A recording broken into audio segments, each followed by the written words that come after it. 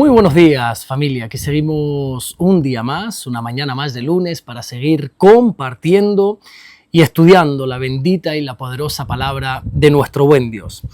Vamos a detenernos en el versículo 27 del Evangelio de Mateo, capítulo 26, que así nos dice la palabra del Señor. Mateo 26, 27. Y tomando la copa y habiendo dado gracias, les dio, diciendo, bebed de ella todos. El viernes terminábamos la semana hablando del versículo 26, el versículo anterior, donde veíamos a Jesús en medio de lo que nosotros conocemos como la última cena. Lo vimos tomar el pan, bendecirlo, partirlo y entregarlo a sus discípulos mientras decía, tomad, comed, esto es mi cuerpo. Y lo que ahora estamos analizando es una acción muy similar, pero ahora en vez de con el pan, con la copa. Lo primero que hace es que, al igual que con el pan, es dar las gracias. Ya aprendíamos o recordábamos el viernes a cómo los creyentes debemos permanecer siempre en la buena costumbre que tenemos de ser agradecidos con todos los alimentos que hay en nuestra mesa, ¿verdad? No pierdas la costumbre. Siempre deberíamos orar dando gracias a nuestro Dios antes de comer. Ahora bien, quiero que puedas tratar de entender todo lo que en muy pocos instantes va a suceder. En unos momentos vamos a pasar de estar en este aposento, en este lugar, celebrando la última cena y comiendo. Vamos a pasar a estar en el huerto de Getsemaní, rodeado por muchísimas personas y en medio de un caos donde Judas va a entregar a nuestro Señor. Humanamente hablando, todo parecía estar a punto de descontrolarse. Pero claro, viendo la calma y la serenidad de Jesús tomando el pan y tomando la copa, vemos que en realidad todo estaba bajo su control. Y es que, hermano mío, nunca podemos pasar por alto cuando estemos tratando este asunto de la pasión de Cristo, de la muerte de nuestro Señor Jesucristo. Nunca podemos olvidarnos lo que dice la Biblia en el libro de los Hechos, en el capítulo 2, versículo 23, cuando dice que Jesús fue entregado por el determinado consejo y anticipado conocimiento de Dios. Esa imagen de Jesús tomando la copa nos enseña que está siendo obediente a la voluntad del Padre. La Biblia enseña, a través del apóstol Pablo, cuando Pablo escribe la carta a los Filipenses en el capítulo 2 y en el versículo 8, que Jesús se humilló a sí mismo, haciéndose obediente hasta la muerte y muerte de cruz. La elección de ir a la cruz fue un acto de obediencia. Él obedeció a escoger la voluntad de Dios por encima de la suya.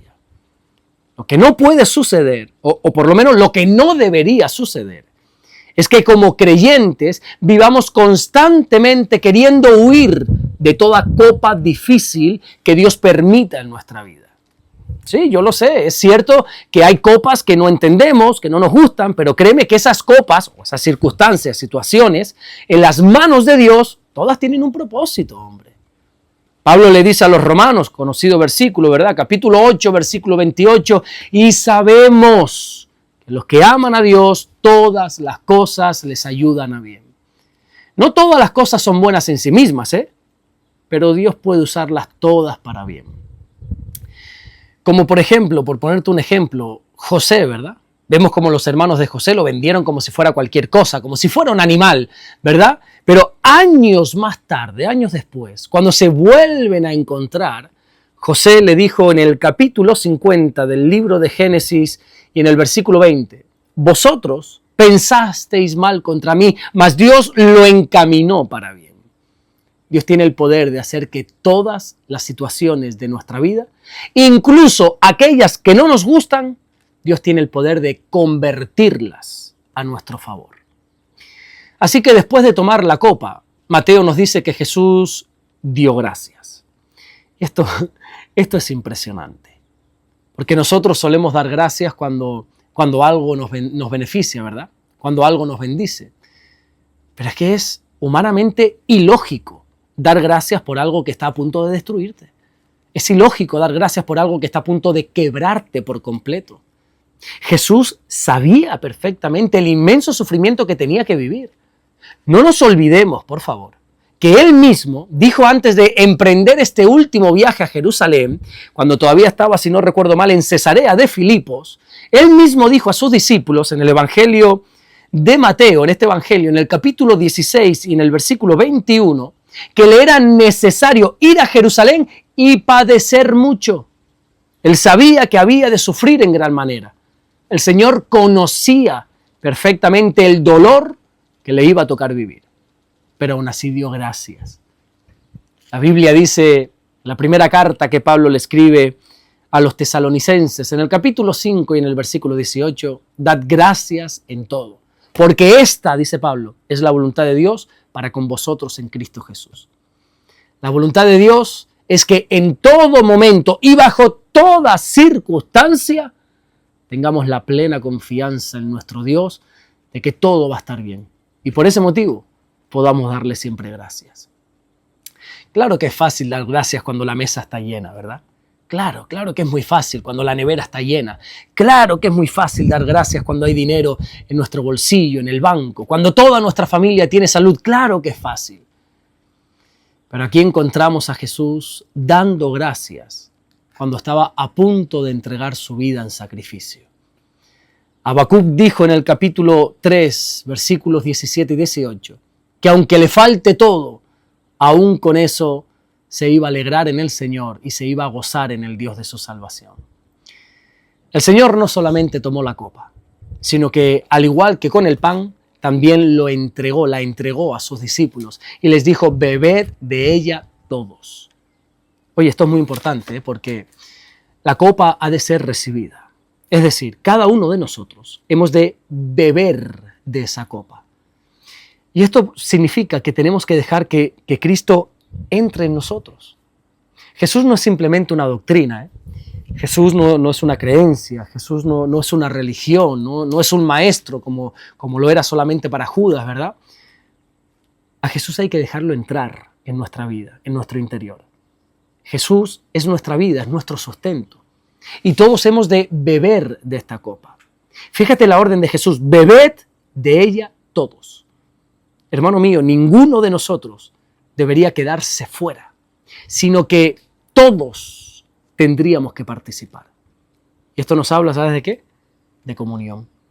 Esto nos enseña que en la mesa del Señor, aquí no hay creyentes de primera, aquí no hay creyentes de segunda, no. Aquí todos necesitamos de Jesús.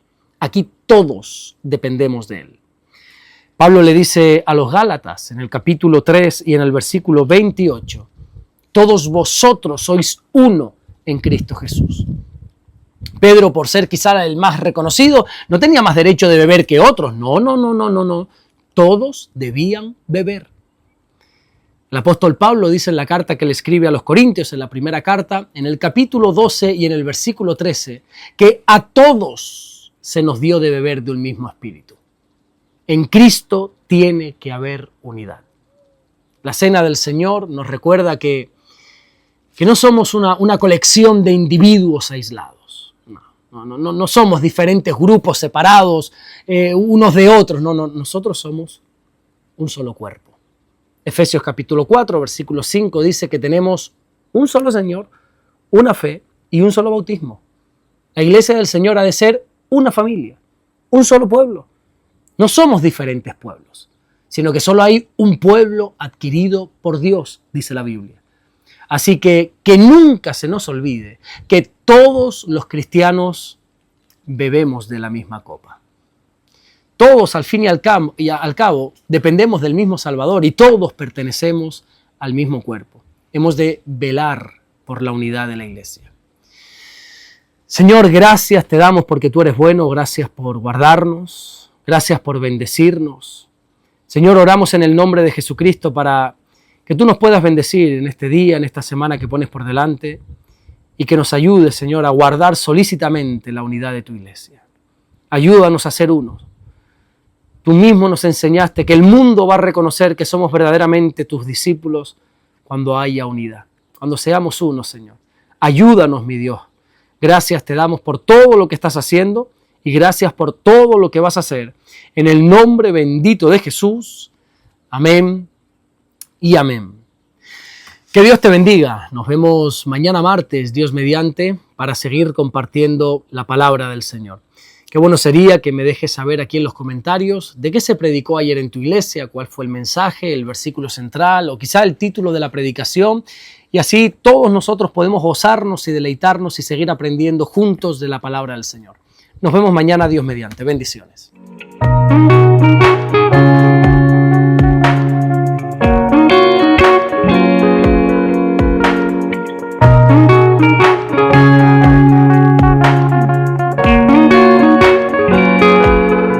Descubre Caminando en Amor y Verdad del pastor Alberto Ares. 50 lecciones prácticas para tu vida diaria, basada en las cartas del apóstol Juan. Aprende a caminar en luz y enfrentar el pecado y fortalecer tu fe con un lenguaje cercano y real. Consíguelo hoy mismo en Amazon.